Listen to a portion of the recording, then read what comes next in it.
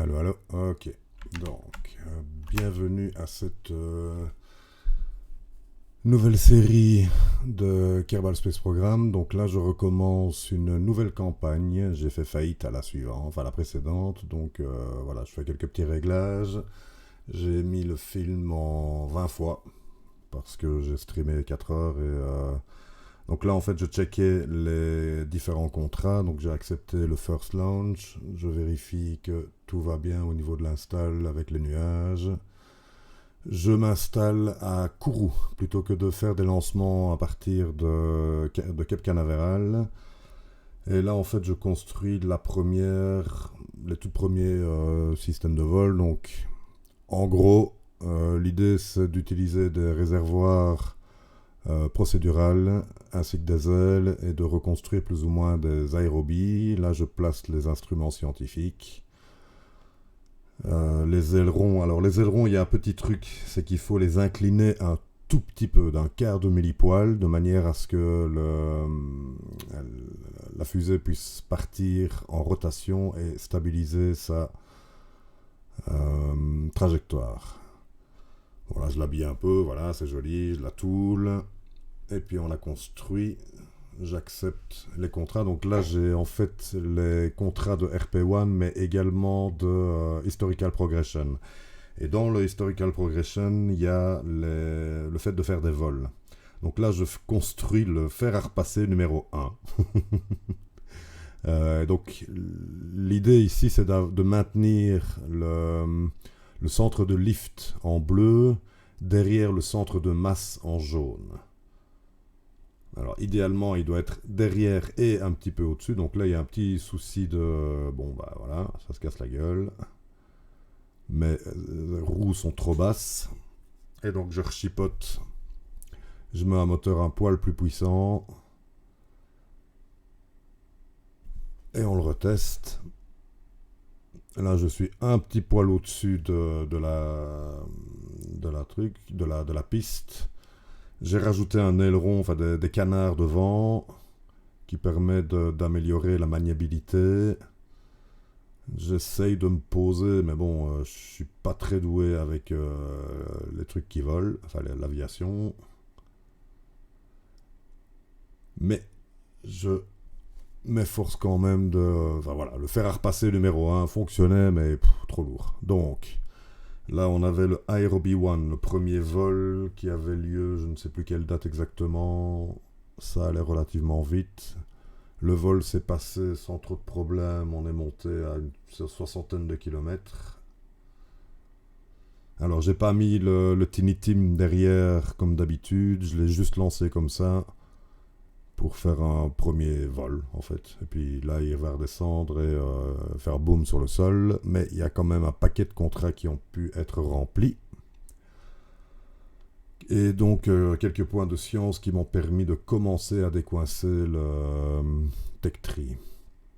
Alors, ensuite, là, je vais reconstruire un Vero 1. Donc, c'est un moteur A4. Il y a les moteurs, en fait, de V2. Je place l'avionique, un petit parachute, un réservoir où je pourrais mettre les sounding payload.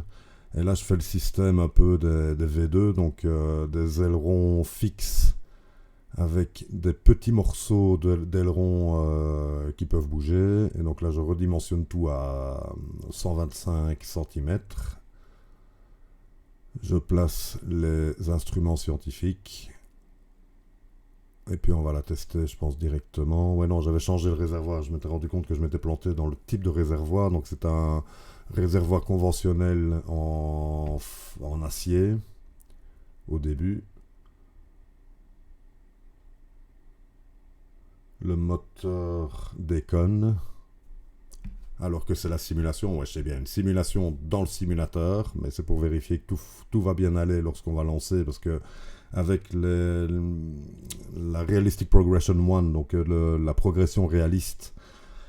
Le problème, c'est qu'il y a un temps pour la construction des fusées. Donc, une fois et ça prend du temps. Ici, rien que pour celle-là, il faut combien de temps? Je sais plus, j'ai pas eu le temps de lire. La toute petite qu'on avait construite, il fallait une 70aine de jours. Et une fois qu'elle est construite, à ce moment-là, on peut la lancer vers le launchpad et ça met du temps de l'envoyer vers le launchpad. Et donc là, c'est les tout premiers vols. J'avais rempli les instruments scientifiques, je les fais exploser parce que voilà. Et puis j'accepte des petits contrats en faisant quelques modifications. Donc là, je teste le moteur Vero. Je ne sais plus trop pourquoi je l'avais testé. Ah oui, c'était pour voir le poids, en fait. Et le temps de construction, mais... Donc le Vero, c'est une version plus légère de l'agrégat 4, le moteur du V2. Là, je mets au point l'avionique qui était beaucoup trop grande. Au tout début, ça prend un espace assez dingue. Et donc, bof. J'aimais pas le design de cette fusée. Et je ne l'ai jamais lancée. Je suis revenu à mon ancien Aerobee. Ouais, donc voilà, je suis revenu en fait au moteur A4 normal qui peut évoluer en moteur A9. Et là, je fais juste un test d'inclinaison parce que j'avais l'objectif de mettre un cockpit dessus. Bah ouais. Donc taper un cockpit là-dessus, c'est une mauvaise idée parce que ça explose beaucoup. J'ai fait pas mal d'essais. En fait, le truc, c'est que le cockpit X1 est limité pour le moment à 30 km. Et donc là, je m'efforçais de rester... de trouver la bonne trajectoire. En montant, ici, j'étais monté à une vingtaine de kilomètres. Ça avait l'air d'aller, mais c'était quand même vachement risqué, quoi. Donc je continue à faire des essais.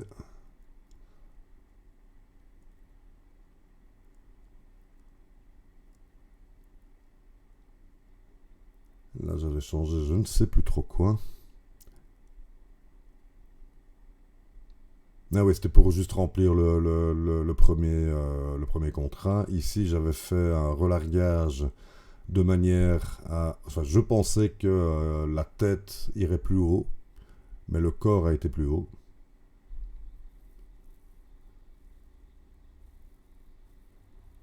Qu'est-ce que je prends? Je prends le contrat WAC Caporal. Ouais, donc là, j'ai quand même eu quelques petits points de science qui m'ont permis de décoincer. Là, je décoince le cockpit X1 pour pouvoir y avoir accès et faire les tests dessus. Et je cherchais en fait les hauteurs auxquelles ces cockpits peuvent monter. Donc le X1 peut monter à 30 km, le X2 à 75, et le troisième cockpit, lui, peut monter au-dessus, peut aller dans l'espace. Donc je vais essayer de décoincer dans ma carrière ces nœuds pour obtenir le cockpit qui permet d'aller dans l'espace. Là, je refais des petits tests, cette fois-ci avec un Tiny Tim en dessous, qui me permet de remplir des petits contrats afin de remplir plusieurs contrats. En plus, la Tiny Tim WAC Caporal permet de faire rentrer des sous. Là, je fais en sorte que mes pilotes suivent leur cours. Donc de General Avionics. Voilà, ça c'est un vrai vol. Ouais, j'ai noté tous ces trucs-là, il faudrait que je les retrouve. Que je les cite. Et donc ici, en fait, je me suis rendu compte que les ailerons arrière n'étaient pas bons. Parce qu'elles rentrent en rotation, or c'est pas l'objectif. Le problème, c'est que ça frotte en aérodynamie, ça frotte de trop, et donc je perds énormément d'altitude au niveau de l'apoapsis. Alors, qu'est-ce que je faisais encore là? Ah ouais, je regardais pour, au niveau scientifique, les nœuds qu'il allait falloir décoincer, parce que mon objectif est de décoincer, enfin d'aller chercher les contrats de satellites. Je construis déjà le launchpad à 60 tonnes, parce qu'il coûte pas trop cher, et ça met du temps à être construit. Et donc là, je sélectionne les nœuds de manière à décoincer ce qui sera nécessaire pour faire le contrat premier satellite et satellite scientifique. Ok, donc là, elles ont tous mes pilotes ont fait les cours X1 de Proficiency X1. Petite pause. Je crois que j'avais un problème avec les chats. Ok, on revient.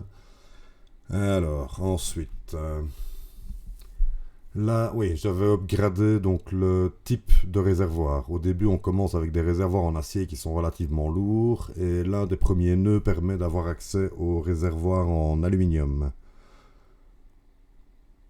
qui donc allège la structure globale et permet donc d'aller plus haut. Aller plus haut.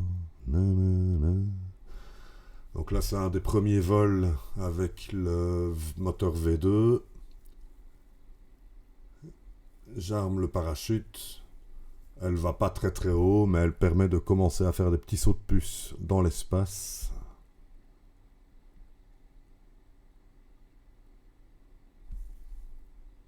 Ok, et donc le fait d'avoir des points, de ramener des points de science permet de décoincer des points de construction. Au début, la carrière est relativement complexe, parce qu'il faut pas se planter, quoi. Et donc là, remettre en ordre les nœuds afin de prioriser les recherches adéquates. J'upgrade différents buildings qui vont mettre une plombe à être construits. Et je sélectionne les contrats et je modifie en fait les fusées de manière à pouvoir remplir ces contrats. Ensuite, ouais, donc là je fais les tests. Donc s'incliner, quand on lance un objet, le mieux c'est de s'incliner à 45 degrés, parce que c'est vraiment la trajectoire la plus adéquate. Maintenant, le problème, c'est que la basse atmosphère est extrêmement dense, et donc il faut trouver le bon équilibre entre le fait de monter et le fait de lancer quelque chose. Et voilà. Mais ça, ce sera pour une prochaine fois. Alors, tic.